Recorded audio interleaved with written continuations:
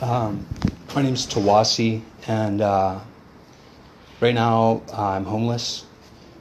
My address is for COI, which hope you guys fund, but I didn't come to talk about that. I wanted to start out by acknowledging the Chipindafu people, the people who originally lived on this land. In 1856, between the months of January and March, they were forced to march out of this valley and relocated to the Grand Ronde Reservation. Just wanted to acknowledge that this is land that once belonged to a proud people who lived without homelessness. So this document that I brought here today is the Universal Declaration of Human Rights. The Universal Declaration of Human Rights in a lot of countries is stronger than the Constitution of those countries. I believe it's stronger than our Constitution. You know, the municipality of Corvallis faces some exposure over Section 5.0.08.08, which is being addressed today by the city attorney. Apparently the staff directed you guys to change the language in that document because you have federal exposure for violating federal law when it comes to that ordinance, which makes sleeping illegal. So I appreciate you all taking the time to change your law and make it so that sleeping in and of itself isn't a crime. So in the Universal Declaration of Human Rights, it says that in Article 4, it says that no one should be held in slavery or servitude. Slavery and the slave trade shall be prohibited in all of their forms. So if I get a ticket tonight for sleeping outside, which I will be sleeping outside, then I cannot afford to pay that ticket. My option becomes doing community service. In my opinion, that amounts to slavery because I don't have another option to sleep or pay. Article 5 of the Universal Declaration of Human Rights says, no one shall be subjected to torture or cruel, inhumane, or degrading treatment or punishment. When you criminalize sleeping, which my understanding is the city attorney is revising a law tonight that criminalize any bedding, sleeping bag, or other sleeping matter, and being in possession of that in a public right-of-way, public park, or public place is cause for a Class C misdemeanor. So I just want you guys to think for a minute about what you're doing with those, because it seems pretty clear to me that those go against the Universal Declaration of Human Rights. So in the Article 9, it says, no one should be subject to arbitrary arrest, detention, or exile. And there's nothing more arbitrary than exiling a person for sleeping. I just wanted to wrap up by quoting the Bible.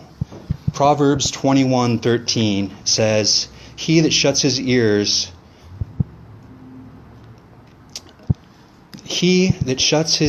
that he will not hear the poor, he also will call out, and God will not answer him.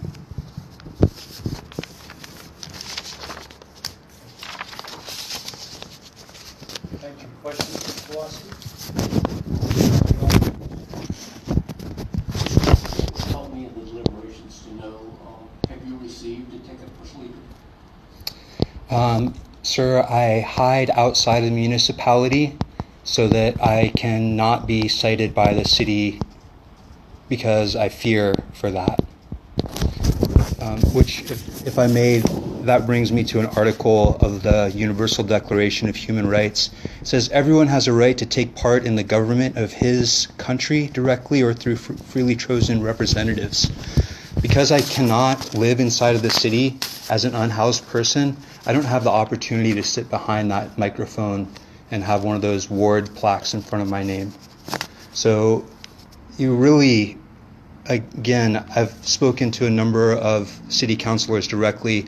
I've spoken with the city manager about considering not the Universal Declaration of Human Rights, but the Right to Rest Act. The Right to Rest Act decriminalizes behaviors associated with homelessness, because ultimately what you're doing right now is causing me to be a criminal. even though I create no victim by putting myself to sleep at night. So please. Other questions for Councilor Bolt? It's not addressing your point directly, but I wonder if you have looked into the shelters in town, or? For a month, actually, while Biff was volunteering, and I believe while Charlene was volunteering, I was at the shelter. I spoke with my counselor about it because a number of the people in the shelter suffer from mental maladies, disabilities, or disease. And I was concerned that my mental well-being might suffer being exposed to people who are having more crisis levels in their reality. And my counselor and I decided that it would be better for me not to be in the shelter where I'd be subject to bullying, racism, and emotional trauma. So I'll just ask you, I recently visited Corvallis Housing First facility on Van Buren.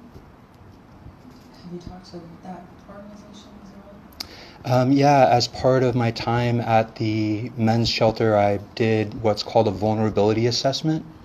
And I spoke with one of the women who's associated with Housing First. My understanding of Housing First is that it's meant to first address the people who are in most extreme need: disabled, the elderly, veterans, and mothers. I encourage you guys to look at Housing First and better understand the project if you're not aware that that's the priority. But typically in Housing First programs, disabled, the elderly, mothers, and veterans are prioritized, and I'm not any of those. So they didn't actually consider me, as far as I know, after my vulnerability assessment. But I put in a HUD application. I'm doing my best to increase my position in Corvallis, in Oregon in general. But as I mentioned, my first time at City Council, the indigenous population of Corvallis is 0.01%. So there's not a lot of Native American people in this town, and I don't feel very welcome by the town when it's literally tonight criminalizing the behavior that I plan in engaging in. Other questions for Tawasi?